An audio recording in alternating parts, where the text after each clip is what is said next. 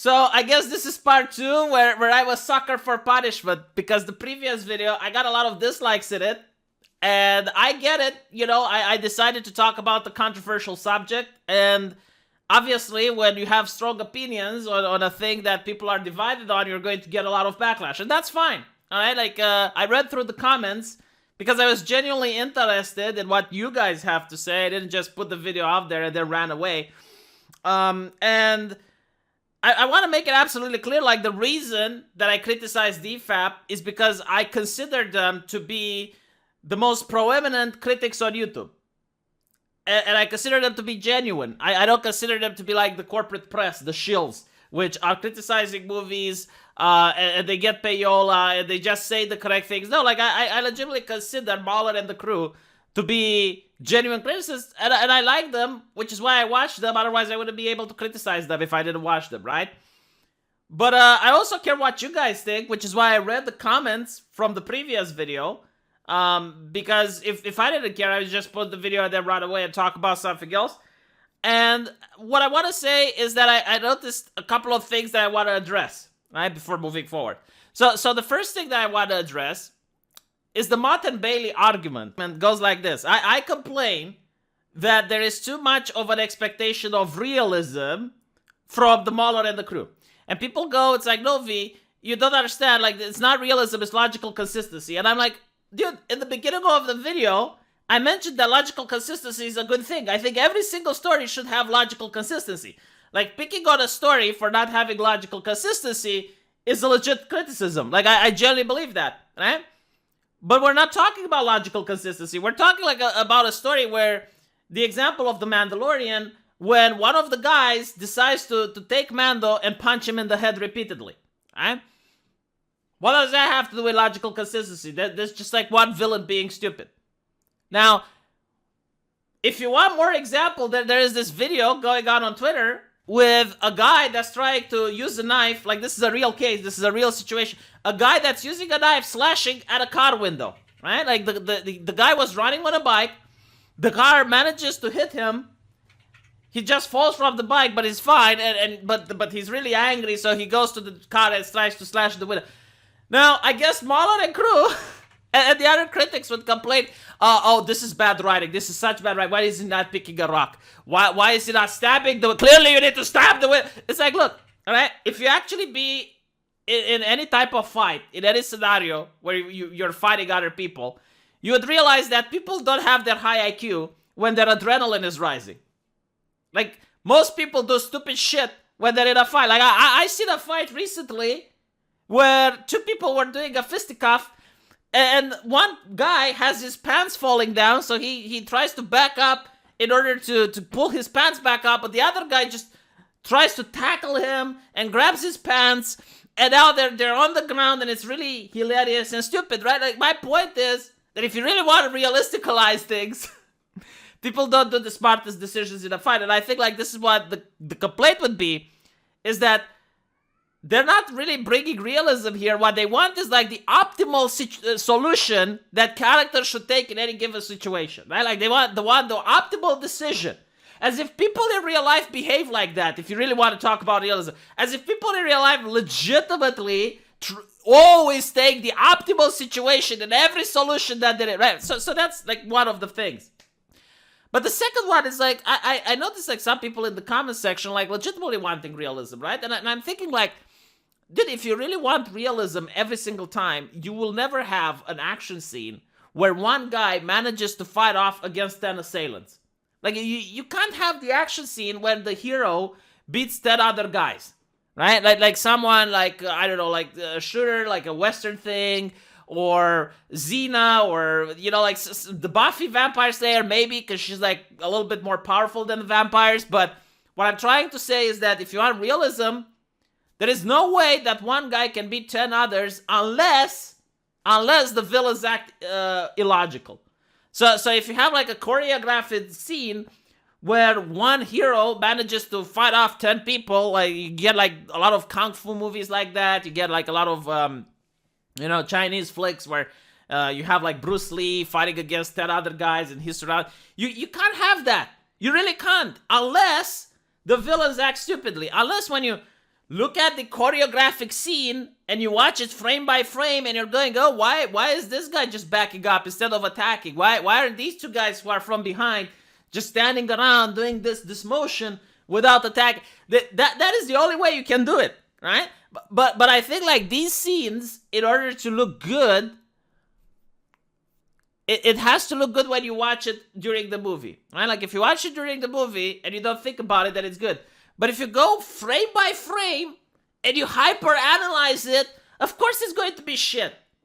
Like, of course it's going to be bad. Why? Because you can't do that properly. You can't, like, realistically speaking, if 10 people want to take down one guy, they will take down that one guy. Like, there is no situation where one guy can just beat the FO 10 people that come at him at the same time.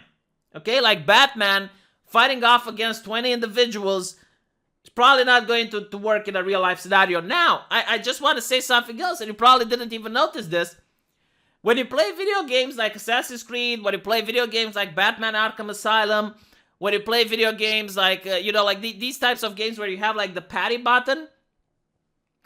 Now that I'm going to tell you this, I'm going to ruin your immersion.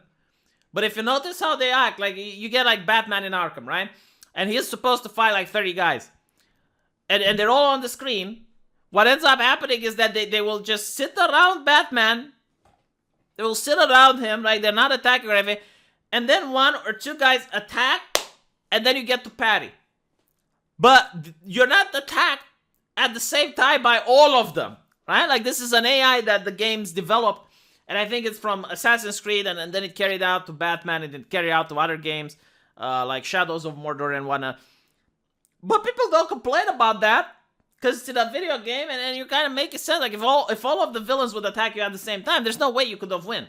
Especially if you're playing on hard mode, right? Like you just have to spam the parry button and it wouldn't be funny. But for some reason in a video game it's acceptable, but in a movie it's not. And I don't think that's the case. I think like as long as the thing is entertaining, like when you're watching it, I think like this is the benchmark, okay? If you're watching the movie and you're entertained, then it's a good thing.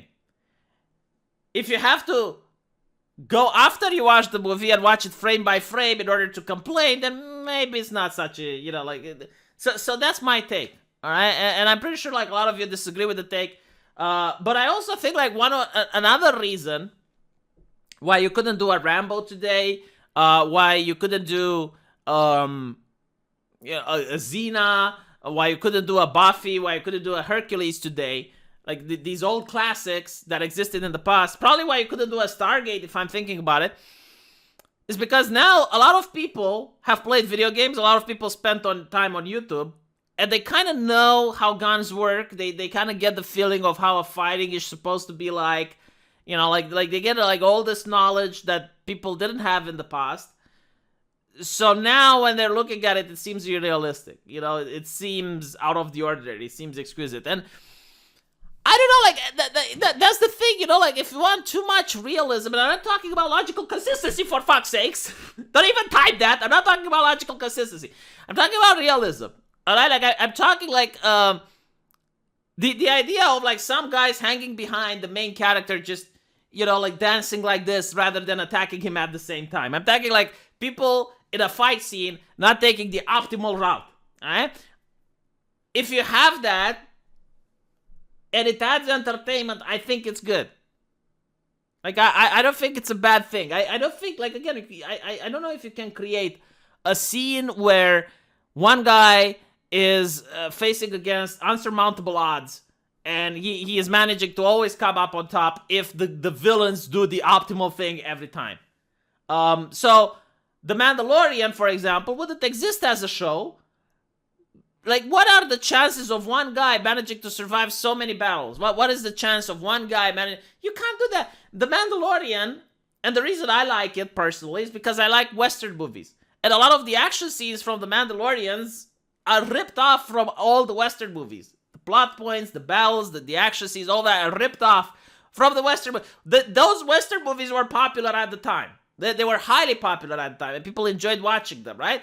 But for some reason, I guess it doesn't stand up to modern sensibilities. And I do consider EFAP to actually be what the audience believes, like what the audience generally thinks. I do care what EFAP thinks a lot more than what Rotten Tomatoes think, right? Because their criticism is genuine. And I criticize the critics. I know it's horrible, you shouldn't. But here's how I view things. I think the genre of the movie also matters a lot.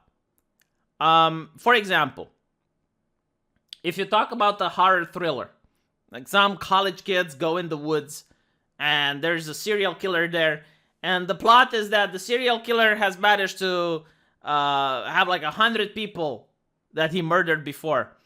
And, that's the lore. I think that can work in a horror slasher.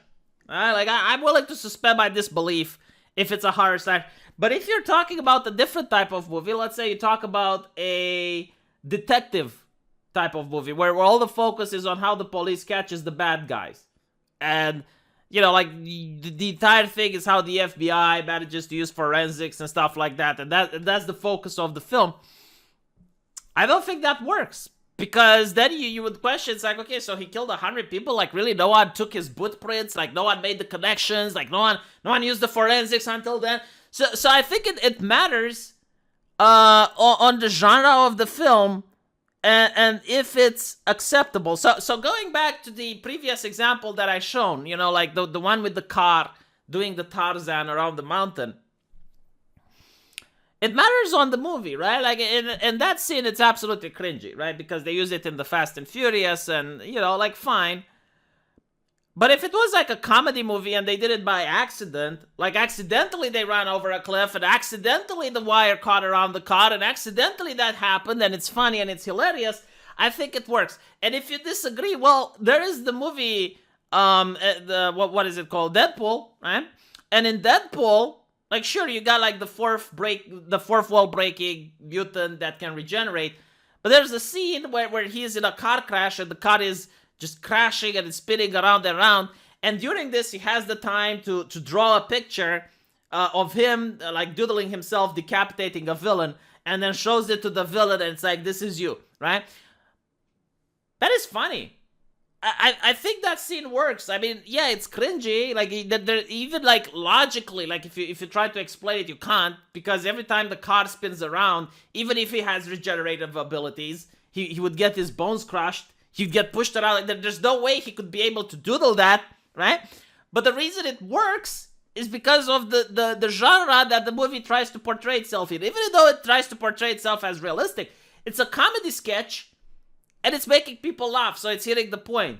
Now, if you want to complain about it, sure. I mean, you can complain about it, and you can use like, well, it defies all laws of physics. Okay, like, even if we suspend the disbelief and we believe that Deadpool can regenerate, and Deadpool can break the fourth wall, and Deadpool can do this and that, he's got no superpower that would allow him to doodle something while spinning in a car within like 10 seconds. He made that doodle, right? So, it depends. Is what I want to say, and I didn't appreciate the Mott and Bailey tactic. It's like, oh, they just want logical consistency. No, like, logical consistency is one thing, all right. Desiring realism is another thing, and then expecting that the character always does the optimal situation, picks up the optimal situation 100% of the time, is a completely different thing. Like, they're all different things. So anyway, let me know what you guys think, and I'll see you in the comment section. Take care.